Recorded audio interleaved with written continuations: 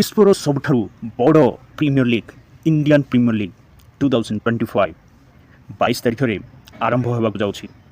प्रथम मैच खेलिए KKR versus RCB, royal Challengers Bangalore versus Kolkata night Riders.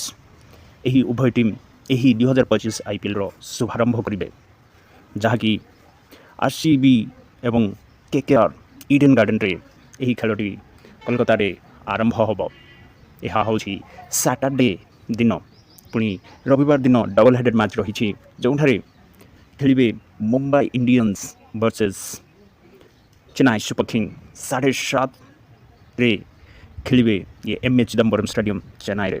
पूर्व खेलिए राजस्थान रॉयल एवं Sunrisers Hyderabad Rajiv Gandhi International Stadium, जहाँकि रही हैदराबाद रे।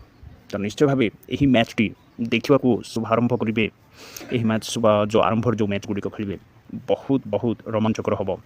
आशा करुँची आपण मानक 2025 आईपीएल निश्चय भाव आग्रह उत्साह नहीं आसब और खुशी भर देव। तो बहुत बहुत धन्यवाद यही वीडियोटी देखा जो। जदि आपण मानक लाइक आसुच्छी पसंद आसुच्छी तेज निश्चय भाव लाइक शेयर कमेंट करूँ। धन्यवाद।